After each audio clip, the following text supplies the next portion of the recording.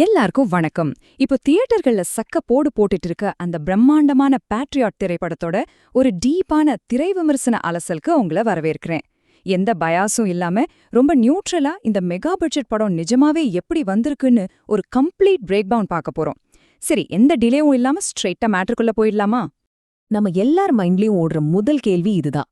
மம்மூட்டி, மோகன்லால், ஃபஹத் ஃபாசில்னு இவ்ளோ பெரிய star cast அந்த மாபெரும் எதிர்பார்ப்பை பூர்த்தி செஞ்சதா? டைரக்டர் மகேஷ் நாராயணன் மொத்த மலையாள இண்டஸ்ட்ரியேமே இந்த ஒரு படத்துக்காக உள்ள கொண்டு வந்துட்டாருன்னு தான் சொல்லணும். நயன்தாரா, ரேவதி, குஞ்சாக்கோ போபன் ஒரு பெரிய நட்சத்திர பட்டாளமே இருக்கு. இப்படி ஒரு காஸ்டிங் அமைகிறது நிஜமாவே ஒரு மேஜிக். ஆனா இந்த மேஜிக் ஸ்கிரீன்ல ஒர்க் அவுட் ஆச்சா? இங்க பிரம்மாண்ட எதிர்பார்ப்பு அப்படிங்கிற அந்த ஒரு வார்த்தை தான் ரொம்ப ரொம்ப முக்கியம். ஏன்னா இத வெறும் ஒரு சினிமாவா யாரும் பார்க்கல. ரசிகர்களை பொறுத்த வரைக்கும் இது ஒரு மெகா ஈவெண்ட். இவ்ளோ பட்ஜெட், இத்தனை சூப்பர் ஸ்டார்ஸ் ஒன்னா சேரும்போது ஹைப் எகுரும் இல்லையா? அந்த பிரம்மாண்டம் தியேட்டர்ல நமக்கு ஃபீல் ஆகுதான்னு இப்ப அலசுவோம்.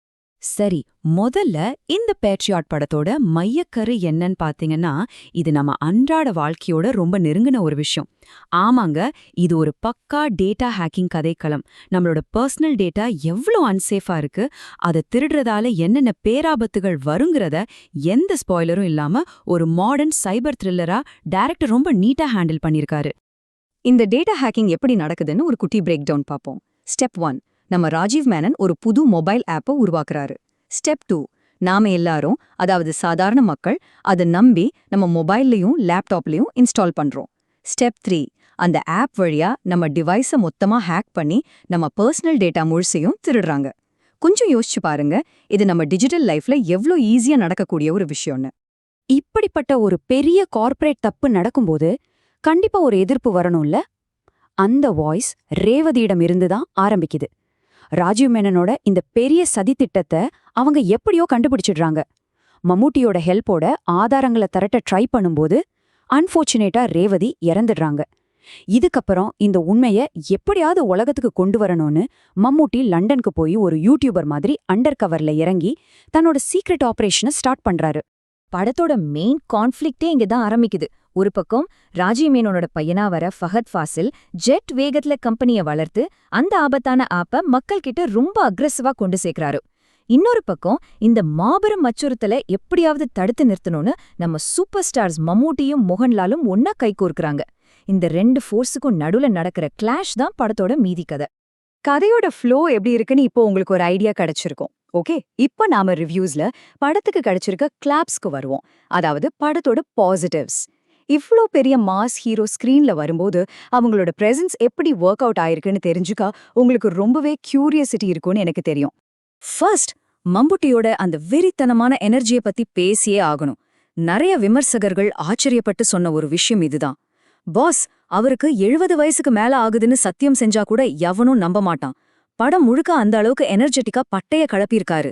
குறிப்பா அந்த இன்டர்வல் ஃபைட் சீன், அப்புறம் ஃபகத் பாசல் கிட்ட மாட்டிக்கொள்ளும் போது மம்முட்டி காப்பாத்துற அந்த சீக்வன்ஸ், அப்பா ஃபேன்ஸுக்கெல்லாம் அது ஒரு பியோர் மாஸ் ட்ரீட்.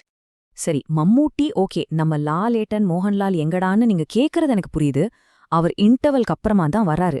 ஆனா லேட்டா வந்தாலும் லேட்டஸ்டா ஒரு அசுரத்தனமான மாஸ் என்ட்ரி கொடுத்து ஸ்கிரீனையே ஆக்கிரமிக்கிறாரு. டெக்னிக்கலா பார்த்தா கேமரா ஒர்க் அப்படியே ஹாலிவுட் லெவல்ல இருக்கு. அதுலயும் அந்த கார் ஃபைட் சீன்லாம் வேற லெவல் மேக்கிங். இதுக்கெல்லாம் உயிரோட்டுற மாதிரி நம்ம சுஷினோட பிஜிஎம் படத்துக்கு ஒரு மிகப்பெரிய பில்லரா அமைஞ்சிருக்கு. பாசிட்டிவ் விஷயங்களை சிலாகிச்சு பேசின நாம இப்ப நாணயத்தோட மறுபக்கத்தையும் பார்க்கணும்ல. எவ்ளோ பெரிய மெகா படமா இருந்தாலும் சில குறைகள் இருக்கதான் செய்யும். அப்படி விமர்சகர்கள் பாயிண்ட் அவுட் பண்ற அந்த பல்ப்ஸ், அதாவது திரைக்கதையில இருக்கிற தொய்வு மற்றும் சில மைனஸ் என்னன்னு இப்போ ரொம்ப நியூட்ரலா அலசுவோம். எல்லாரும் சுட்டிக்காட்டுற முதல் பெரிய குறை படத்தோட பேசிங், அதாவது வேகம். ஃபர்ஸ்ட் ஆஃப் பாத்தீங்கன்னா ரொம்ப ஸ்லோவா, சில இடங்கள்ல நம்ம பொறுமையவே ரொம்ப ஸ்ட்ராங்கா டெஸ்ட் பண்ற அளவுக்கு போகுது. பெரிய ஹை மொமெண்ட்ஸ் எதுவும் இல்லாம கண்டென்ட்டை மட்டும் வச்சு ரொம்ப நேரம் இழுத்திருக்காங்க. ஆனா செகண்ட் ஹாஃப்ல மோகன்லால் உள்ள வந்ததும் படம் டாப் கியர்ல பறக்க ஆரம்பிக்குது. இந்த ஸ்பீட் பிரேக்கர் மாதிரி இருக்கிற ஏற்ற இறக்கம் தான் படத்தோட முதல் சர்க்கிள். வேகம் ஒரு பக்கம் இருக்கட்டும், கேரக்டர் டிசைன்லயும் கொஞ்சம் ஏமாத்திரம்தான். ஃபகத் ஃபாசில் மாதிரி ஒரு பிரில்லியன்ட் ஆக்டருக்கு பல படங்கள்ல நம்ம பார்த்து புடிச்சு போன அதே ரெகுலர் கார்ப்பரேட் வில்லன் ரோல் தான் கொடுத்திருக்காங்க. அதே மாதிரி நயன்தாராவை வெறும் படத்தோட ஹைப்புக்காக மட்டுமே யூஸ் பண்ணிருக்காங்கன்னு தான் தோணுது. இது எல்லாத்தையும் விட ரொம்ப வருத்தமான விஷயம், இத்தனை வருஷத்துக்கு அப்புறம் 2 லெஜெண்ட்ஸ் ஒன்னா சேரும்போது தியேட்டர்ல வெடிக்க வேண்டிய அந்த கிளைமேக்ஸ் ரொம்பவே ஃபிளாட்டா ஒரு சுவாரஸ்யமே இல்லாம முடிஞ்சது ஒரு பெரிய பல்ப். ஒரு பக்கம் மாசான சீன்ஸ், மிரட்டலான நடிப்பு, ஸ்ட்ராங்கான டெக்னிக்கல் சைட், இன்னொரு பக்கம் ஸ்லோவான ஃபர்ஸ்ட் ஹாஃப், சுமாரான கிளைமேக்ஸ்னு இருக்கிற இந்த பேட்ரியாட் படத்தோட ஃபைனல் வேர்டிக்ட் என்ன, இந்த மொத்த அலசலோட கன்க்ளூஷன் என்னன்னு இப்ப பார்க்கலாம். இந்த மொத்த ரிவ்யூவையும் ஒரே வரியில சொல்லணும்னா, இந்த 2 யானைகளை வச்சு இன்னும் ஒரு மிகப்பெரிய போரையே நடத்தியிருக்கலாம். நிஜம்தாங்க, மம்மூட்டி மோகன்லால்னு 2 மாபெரும் யானைகள் கையில இருந்தும் அந்த ஸ்லோவான திரைக்கதையாலையும் வீக்கான கிளைமேக்ஸாலையும் ஒரு எபிக் மாஸ்டர்பீஸா வந்திருக்க வேண்டிய படம் அந்த சான்ஸே ஜஸ்ட் மிஸ் பண்ணிடுச்சுங்கிறது தான் எல்லாரோட ஒருமித்த கருத்தா இருக்கு. சோ நாம இந்த அலசலோட எண்டுக்கு வந்துட்டோம். இப்போ நீங்க தான் முடிவு பண்ணணும்.